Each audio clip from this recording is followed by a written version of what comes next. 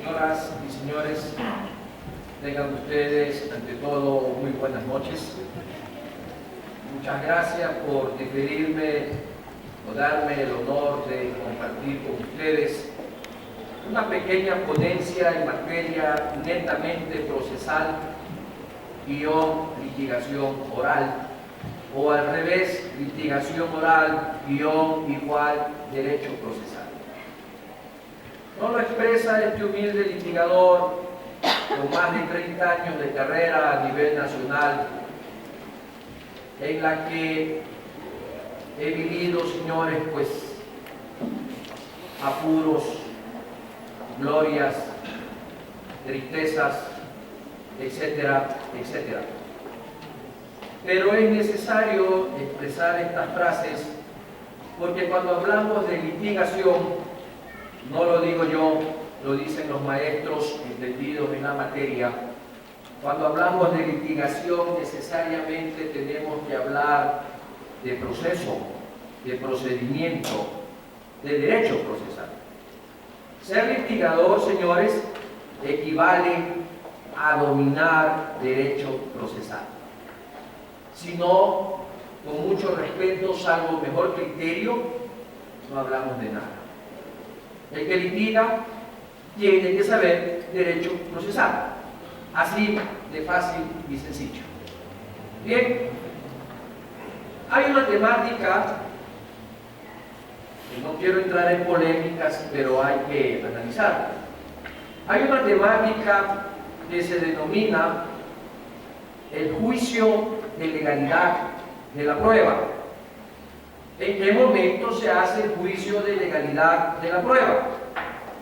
Con mucho respeto lo expreso, a veces se hace esa pregunta y muchos colegas dicen el juicio de legalidad de la prueba, eso se hace en la audiencia oral de juzgamiento.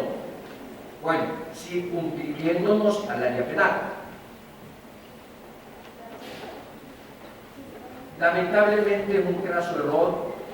El juicio de legalidad de prueba se lo realiza, señores, dentro de la audiencia preparatoria. Lamentablemente, y lo expreso con mucho respeto, parece ser que en la República del Ecuador, desde la época de la vigencia del CPP, donde teníamos la famosa audiencia preliminar, y ahora con el COI, donde se denomina audiencia preparatoria o de evaluación de juicio, a la audiencia preparatoria como que se la convirtió en una audiencia de mero trámite. Y en esto soy muy respetuoso en manifestarlo, porque también hay sus honrosas excepciones. Esto conlleva a que algunos señores jueces, algunos señores fiscales, y lamentablemente debo de expresarlo, algunos litigantes, vamos a la audiencia preparatoria, a una audiencia de mero trámite. Señores, qué graso error, qué graso error. Técnico, la audiencia preparatoria es la antesala de la audiencia de juzgamiento oral. La audiencia preparatoria es donde se anuncia la prueba, es donde se hace la aducción de prueba, es donde se hace la contestación a la pretensión punitiva del Estado exhibida a través de la acusación fiscal, es donde se hace el juicio de exclusión de prueba, que son de dos tipos, es donde se hacen acuerdos probatorios, y perdónenme la expresión, como lo dicen muchos juristas colombianos, es el momento de la sanidad probática o de la prueba. Es el momento en que se debe de decir qué pasa y qué no pasa a la audiencia de juzgamiento. Parece paradójico, señores, pero desde el año 2000 que entró en vigencia el CPP hasta el día de hoy que estamos con el COI, exactamente son 18 años de vigencia del actual sistema procesal, y todavía vemos con profunda sorpresa, por no dar otro calificativo, todavía vemos que en las audiencias del Tribunal Penal los jueces están excluyendo pruebas. ¡Qué horror! ¡Qué horror! Tienen, compañeros y compañeras, que ir a la audiencia de juzgamiento con una prueba saneada, con una prueba perfectamente limpia. No es en la audiencia de juzgamiento donde que hay que darse a la tarea de: señor presidente, pido exclusión, señor presidente, objeción, señor presidente, me opongo. Pregunta del millón: ¿por qué pasa eso? ¿Saben por qué pasa eso? Porque en la audiencia preparatoria no pasó nada. Tan simple. Tan simple. Entonces, cuando hablamos del juicio de legalidad de prueba, el escenario es la audiencia preparatoria. Así de sencillo. Permítanme, señores, explicarlo en forma más amplia. Para esto, es necesario recordar cuáles son las etapas del procedimiento, conforme así lo establece el artículo 589 del Código Orgánico Integral Penal. Antiguamente en el CPP se denominaba etapas del proceso, en el artículo 206. Entonces aquí, señores, ingresamos en un laberinto de establecer cuál es la diferencia entre procedimiento y cuál es la diferencia entre proceso. Hay que ir ubicándonos y hay que ir aclarando conceptos. Realmente, ¿cuál es la diferencia entre procedimiento con proceso? ¿Cuál es la diferencia de un acto procesal con actividad procesal? ¿Cuál es la diferencia?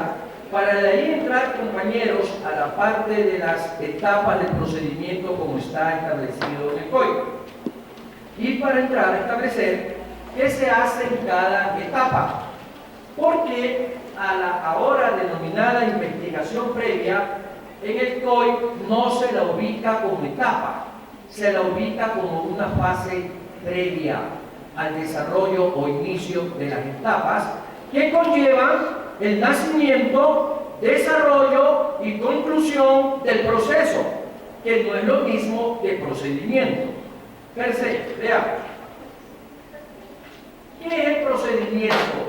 No vamos a entrar en mayores disquisiciones doctrinarias, procesales en esta parte. No hay, inclusive, perdónenme el tiempo para esa temática. Pero tratemos de resumir. Procedimiento. En forma general, ¿qué es el procedimiento? Es el camino o es la vía que un Estado como el nuestro ha creado para que se inicie, se desarrolle y concluya con un resultado algo que se denomina el proceso. Entonces el proceso es, si cabe el término, el estamento en el cual se van a concentrar todos los actos procesales y todas las actividades procesales que se desarrollan en un proceso que están enmarcados o regulados dentro de algo que se denomina procedimiento. Porque el procedimiento es el que le marca los límites de dónde termina una etapa y dónde empieza una etapa. El procedimiento es el que le establece qué medios de pruebas existen y qué procedimiento se debe de aplicar para la perfecta introducción de esa prueba y su perfecta validez legal. Entonces ahí tenemos en resumen procedimiento y proceso. Pero acto procesal y actividad probatoria ¿son independientes? No, no son independientes, son concatenados. Si cabe el término, permítanme, es una especie de cordón umbilical conectados entre sí, porque las dos fases, las dos, si cabe el término, instituciones, están dentro de lo que es el procedimiento, que es un acto procesal. Por situar un ejemplo, un testimonio de la víctima, un testimonio del procesado, el testimonio de un tercero, que es un testigo imparcial, que no tiene ninguna relación ni tiene ningún interés con los sujetos procesales propios de un proceso. ¿Y qué es la actividad probatoria? La actividad probatoria es todo ese ejercicio de anunciar, ingresar, polemizar, contradecir, debatir, dentro del proceso, el ingreso de los actos procesales. Per se, si yo estoy en fase de instrucción fiscal o en etapa de instrucción fiscal, la Fiscalía ingresa elementos de cargo. Yo tengo que ingresar elementos de descargo. La ley, la normativa procesal, en el libro segundo del COI, le establece qué clases de pruebas existen. Tenemos la testimonial, tenemos la pericial, tenemos la documental. Pues bien, cada rango de medios probatorios tiene su propia normativa, tiene su propia, si cabe el término, nivel de procedimiento para ser ingresados y hacer el contraflujo necesario a los elementos de cargo que está introduciendo Fiscalía en la instrucción fiscal. Entonces, perdónenme esta gesticulación, eso es ni más ni modo como que entramos a hacer una especie de lucha de poder con los brazos, o lucha de poder de quién tiene la razón y quién no tiene la razón. El uno me acusa y el otro se defiende, y ahí tenemos, si cabe el término, un típico juego del gato y del ratón. Entonces, esos son los actos procesales, esas son actividades probatorias. ¿Por qué para cada etapa el acto procesal tiene su propio guarismo de procedimiento? Per se, veamos. Si yo estoy en etapa de instrucción fiscal y quiero que ingrese a testimoniar una persona a dar su oralidad con relación a los hechos de los cuales se entiende el testigo ocular, porque una cosa es el testigo ocular y otra cosa es el testigo referencial. Si yo voy a ingresar a esa persona en instrucción fiscal, fíjense ustedes que ahí se denomina versión y tiene su ritualidad. Una de ellas no es bajo juramento. Si no dice la verdad, entonces está en un falso testimonio. Si está esa misma persona declarando oralmente ante el tribunal de juzgamiento, ahí esa oralidad en cambio se denomina testimonio. Ya cambia. Y es bajo juramento. Entonces, todo ese mecanismo de ritualidad solemne procesal, señores, se denomina procedimiento.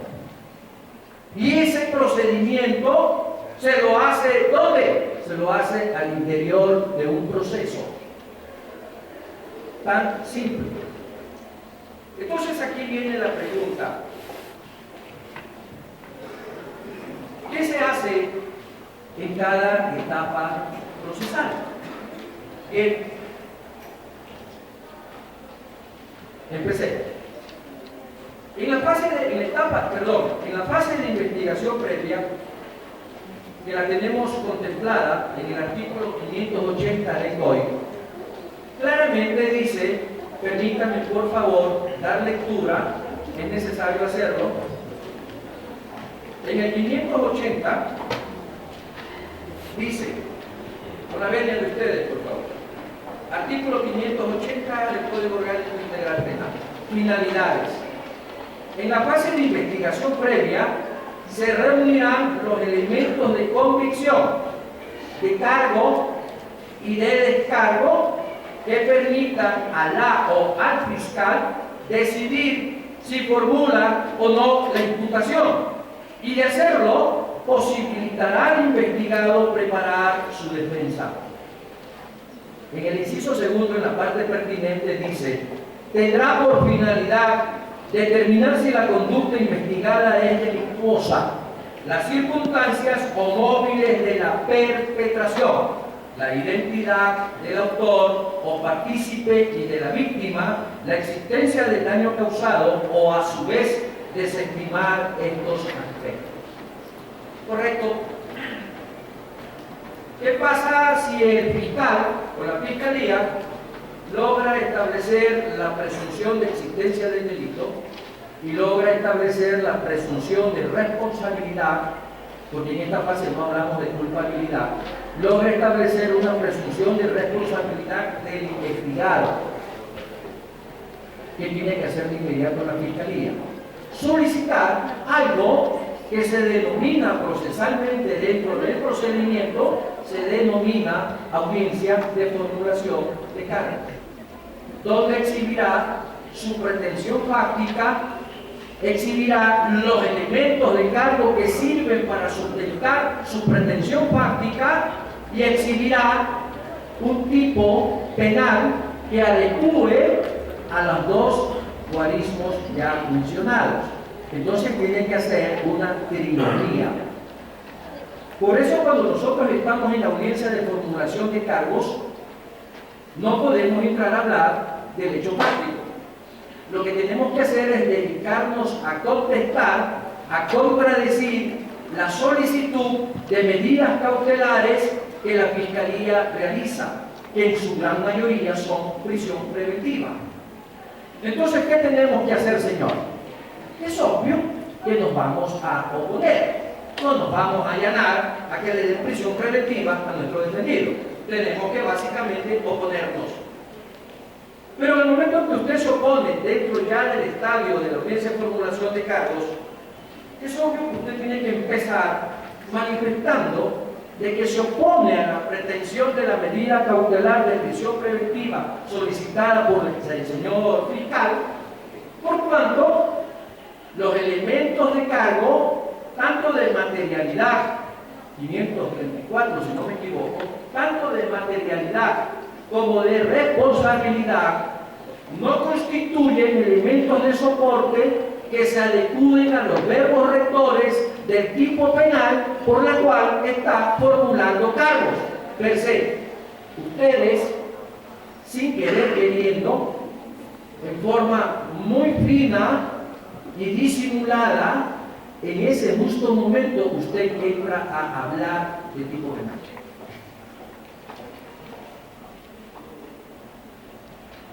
Sí, de pronto me dirán, Pepe está equivocado. Ahí sí, con mucho respeto, me atrevería a decirles, no creo estar equivocado.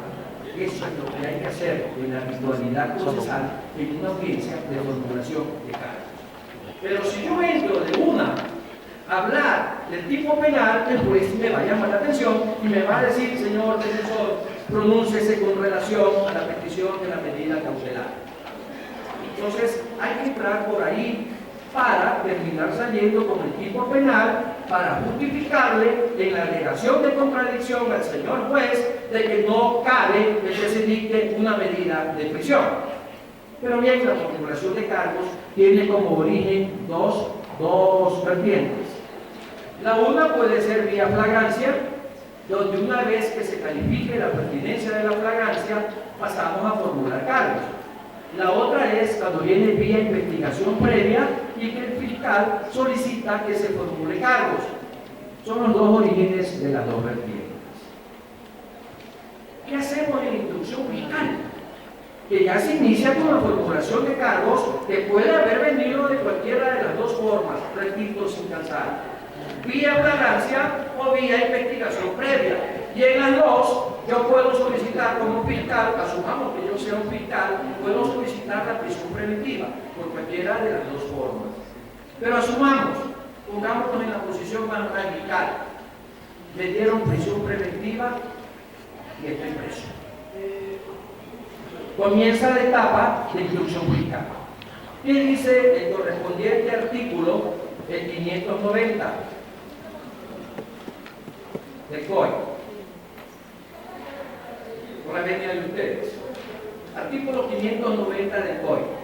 La etapa de instrucción tiene por finalidad determinar elementos de convicción, de cargo y de descargo que permita formular o no una acusación en contra de la persona procesada.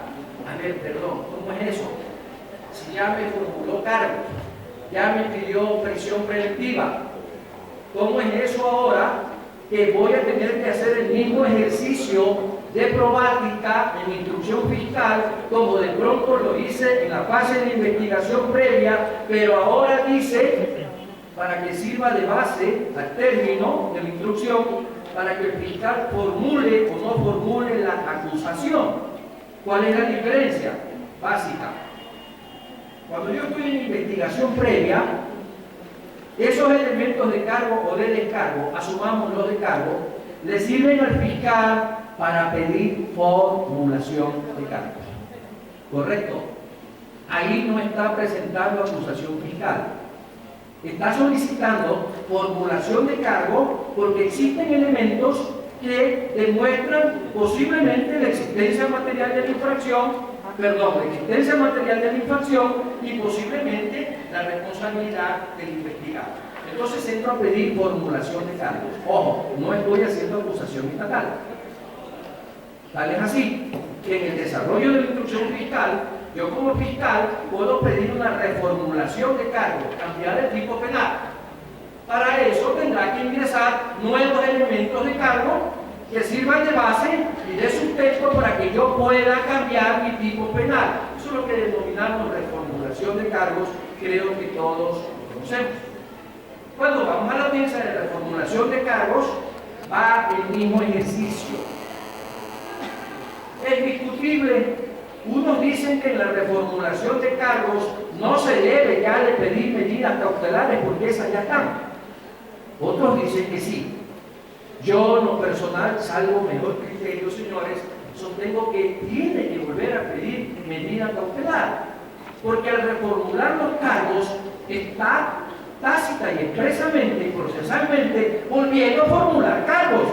Sí, lo que está haciendo es cambiarme el tipo, pero está volviendo a formular cargos porque tiene que hacerlo con los mismos requisitos objetivos y subjetivos en materia procesal, si no me equivoco, del 595, donde están los elementos para formular cargos. ¿Correcto? Bien. Aquí vamos a entrar a la parte ya medular de lo que es esta exposición. Entramos a la audiencia preparatoria. La audiencia preparatoria está establecida dentro de la etapa que se denomina evaluación y preparatoria de juicio, tal como está contemplado en el 589 del Código. Entonces, cuando me dicen la etapa preparatoria, la audiencia preparatoria es estar en la etapa preparatoria, no señor, la denominación técnica es etapa de evaluación y preparatoria de juicio. Lo dicen, señores, tratando de tener taxatividad, lo dice la ley. Pero entonces, esta etapa evaluatoria y de preparación de juicio, ¿dónde se desarrolla? ¿En qué escenario se ejecuta? Eso se ejecuta dentro de la audiencia preparatoria. ¿Estamos claros, señores? Se hace ahí. Y esa audiencia tiene toda una ritualidad y tiene pasos que deben de ser consumidos paso a paso conforme lo establece la ley. Y hay un momento, señores, en el desarrollo de esa audiencia en que empieza lo que se denomina juicio de legalidad de la prueba. ¿Cuándo empieza el juicio de legalidad de la prueba? Justo cuando se hace la aducción de prueba, que no es otra cosa que el anuncio de prueba.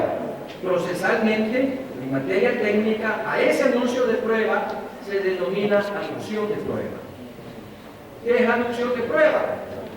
Es descubrir, presentar, plantear qué pruebas voy a utilizar en la audiencia oral de juzgamiento, tanto para la fiscalía como para el defensor. Sin polémicas, graso error, yo he escuchado a lo largo del país, cuando, por ejemplo, dice, pero ¿cómo su abogado defensor va a pedir como anuncio de pruebas al mismo listado de policías que presentó la fiscalía? Eso es un error.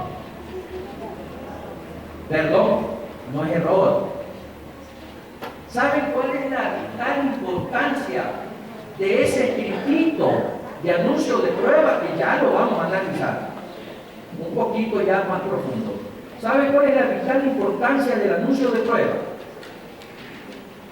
Cuando usted no presenta anuncio de prueba a nombre de su defendido, usted va a la audiencia oral de juzgamiento y usted pierde el derecho a interrogar. Usted solamente puede contrainterrogar. ¿Estamos claros? Entonces así usted repita la lista de los mismos testigos anunciados por el fiscal, señor, repita la lista. De tal suerte que ya entramos a un ejercicio de comunidad de prueba. La prueba es adquirida ya para el proceso, no es para mí. Por eso cuando un juez del tribunal dice, es que es testigo de fiscalía, perdón, ¿de qué está hablando, honorable ciudadano? Ubiquémonos y seamos lentos.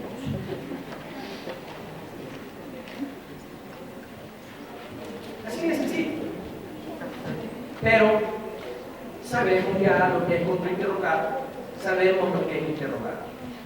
Pero tratemos de refrescar memoria a lo rápido. Si a mí el fiscal me anuncia una nómina de 10 policías, por poner un ejemplo, me anuncia una nómina de 5 peritos, por citar otro ejemplo.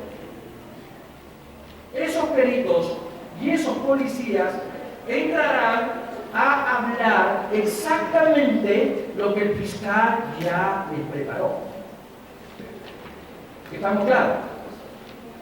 Y ustedes tienen, señores, que ejercer el derecho de la oralidad contradictoria solo con relación a lo que él contestó. Eso es contrainterrogar. Pero yo ya no puedo hacer preguntas abiertas, que es el interrogatorio. ¿Por qué? Porque tuve la peregrina idea brillante e inteligente de no anunciar prueba. Ahí decía un maestro en materia procesal, aplausos. Brillante el abogado. No, señores, hay que anunciar la prueba. ¿Es la misma prueba del señor fiscal? La misma prueba, para tener el derecho a contrainterrogar y a interrogar. Perfecto. Pero entonces aquí entramos en otro estadio y les prometo, compañeros, que esto suele suceder. A mí me ha pasado, pero como dice el argot popular, más sabe el diablo por viejo que por diablo.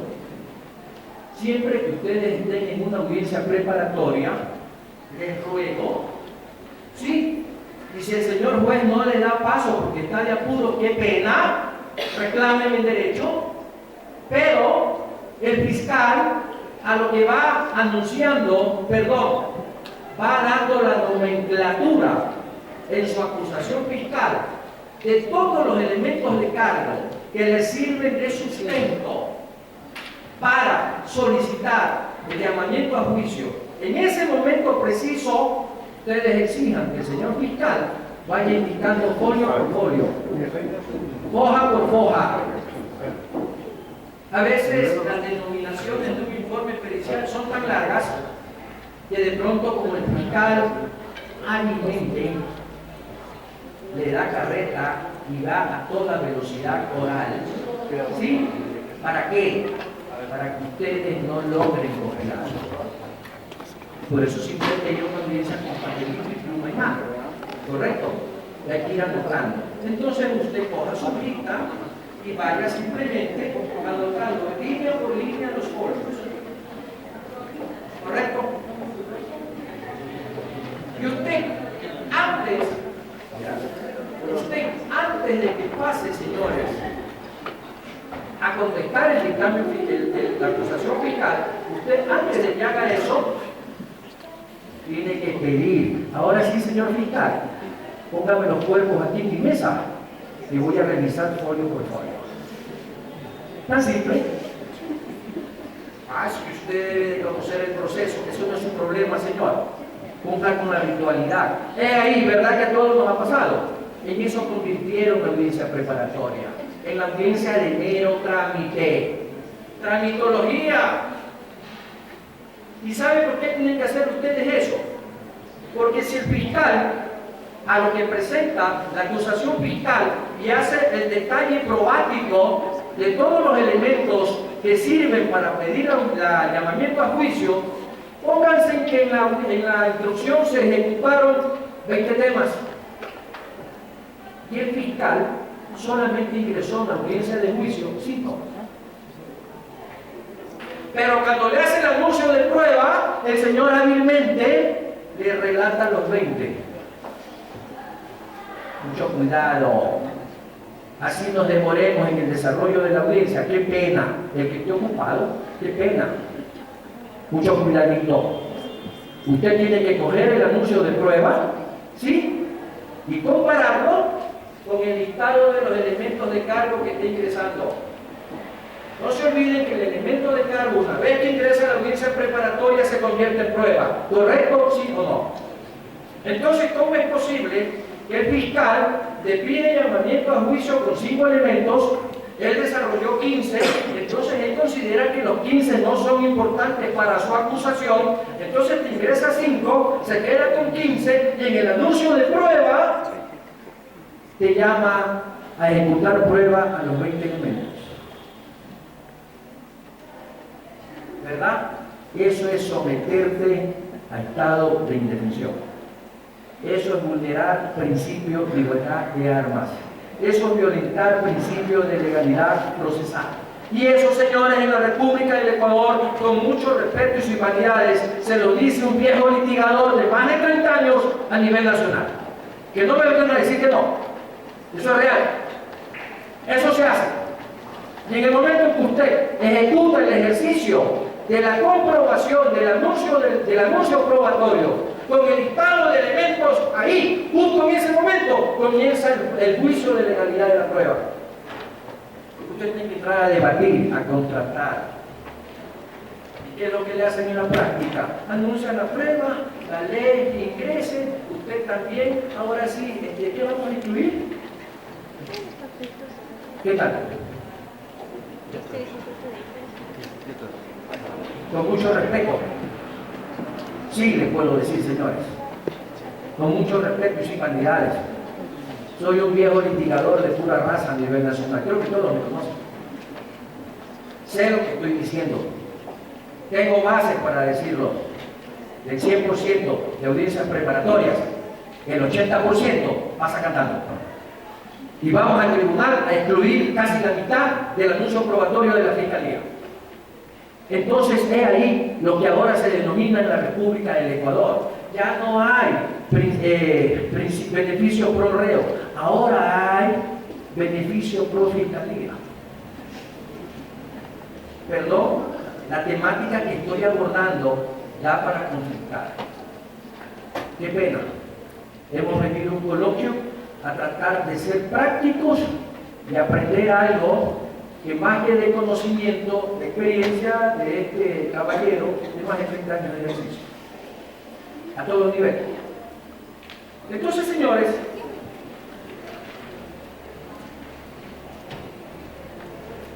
una pregunta de rigor. ¿Por qué existe la audiencia preparatoria? ¿Qué tiene que haber para que exista audiencia preparatoria? Fíjate, sin falta de respeto, puede ser hasta una pregunta en materia de derecho procesal en la universidad. ¿Qué se necesita para que exista la audiencia preparatoria? ¿Sabe lo que tiene que haber? Tiene que haber acusación fiscal. Si no hay acusación fiscal, no hay audiencia preparatoria. Porque si al cierre de la instrucción el fiscal te manda el escrito, por escrito, y te dice, me abstengo de acusar, cumplida la ritualidad, de inmediato el juez tiene que venir y darte el sobreseimiento. No hubo audiencia preparatoria. Entonces, para que haya audiencia preparatoria, tiene que haber acusación fiscal. Per se, una acusación fiscal no es susceptible de recurso. ¿Por qué no es susceptible de un recurso u oposición? Porque viene emanada de un acto procesal propio del fiscal, que es sujeto procesal. Lo único que ustedes pueden impugnar son las resoluciones emanadas de la autoridad representante de la función jurisdiccional, que es el que ejerce jurisdicción. Entonces tiene que haber acusación fiscal.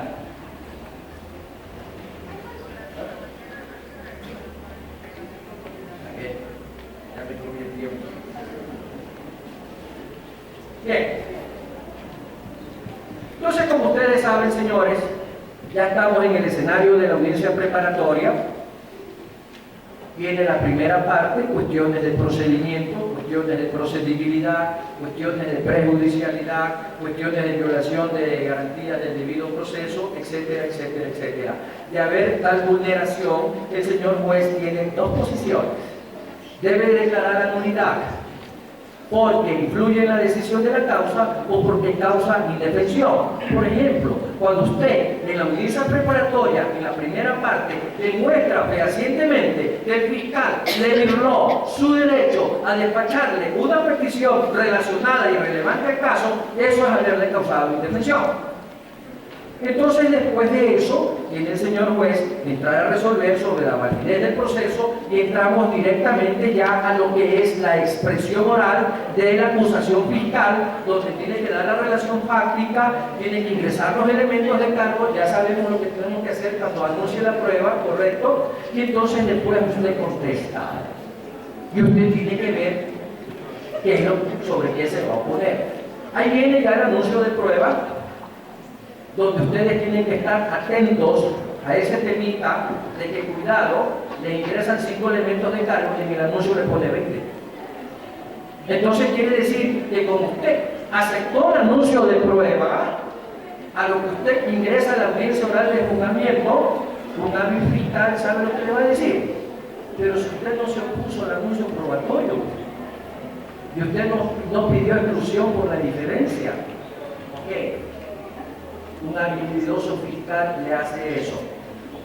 Y un juez no dominante de materia procesal, perdónenme la expresión, le copia lo que dice el fiscal y usted hasta luego. Porque todo tiene que ser impugnado en la audiencia preparatoria. Ahí entramos, señores, a la fase de la exclusión. ¿Cómo usted pasa a hacer exclusión de prueba? Una forma, un ejemplo de algo que usted puede excluir o pedir que se excluya, justamente la diferencia.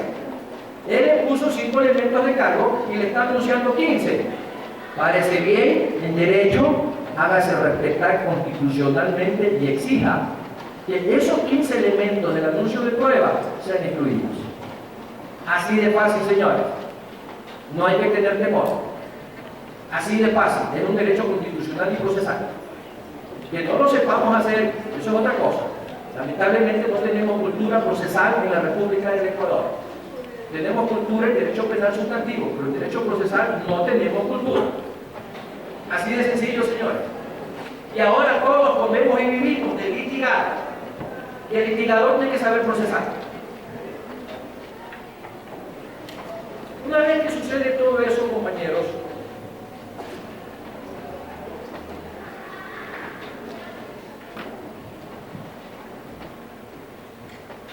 me iba a pasar algo muy importante. Cuando usted está en la audiencia oral de juzgamiento, le ha pasado que el fiscal dice: como reparación integral solicito $300,000. Y la víctima dice: yo quiero 600. Perdónenme, por favor. No lo hago por ser peyorativo, perdónenme. ¿Perdón? En el anuncio de prueba, tú anunciaste las pruebas reparativas, ¿verdad que no? Señores, básico y elemental. En el anuncio de prueba, el fiscal y la víctima tienen que anunciarle las pruebas que van a demostrar la reparación. 622, requisito de sentencia, si no me equivoco, 78 y 79 del código. No es que yo voy a pedir en la audiencia de juzgamiento el daño que yo quiera. Eso se denomina principio de vertebración de daño, señor. El daño tiene que ser exacto, se tiene que pagar lo exacto y se tiene que disponer el pago de lo exacto. No puede hacer juicios de valor ni juicios subjetivos el juez, por muy respetable que este sea. Tiene que probarse. ¿Y sabe dónde se ingresa la prueba para la reparación? En el anuncio de prueba, pues señor. No va a venir sin anunciarlo aquí y en juzgamiento decir, aquí está la psicóloga. Psicóloga, ¿cuántas veces le cobro? ¿Cuántas facturas? ¿Qué pena? Sí, yo sé que este tema iba a causar escozor o polémica, pero alguien tiene que hacer el papel de mano. Tan simple. Concluido esa fase, voy a concluir, compañeros.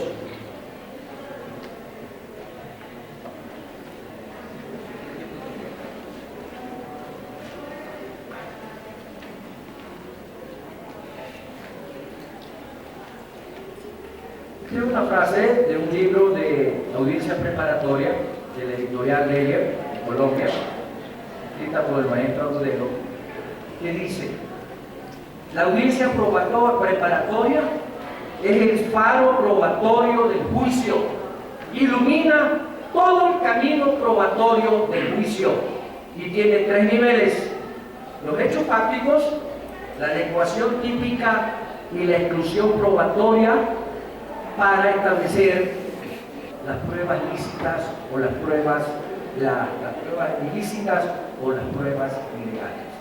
Esos 3 parámetros tiene que tener la audiencia preparatoria. Así de fácil y de sencillo. Y tienen que haber los acuerdos probatorios. Cuidado, yo tengo fallos de vieja data, inclusive en recursos de revisión. Cuando usted va y dice, no, yo no soy el responsable del delito, y le tumban en la audiencia de revisión porque le dicen, sí, pero usted aceptó la asistencia material del delito y su culpabilidad por esto y por esto, pero ¿cómo? Usted hizo acuerdos probatorios. Así que los acuerdos probatorios no se dejen ustedes engañar con la cara dulce de un fiscal que le dicen, hagamos un acuerdo probatorio, demórese un poquito, señor. No hay acuerdo probatorio, jamás. Todo este contexto, señores, se denomina juicio de legalidad de prueba en materia procesal. Muchas gracias, compañeros.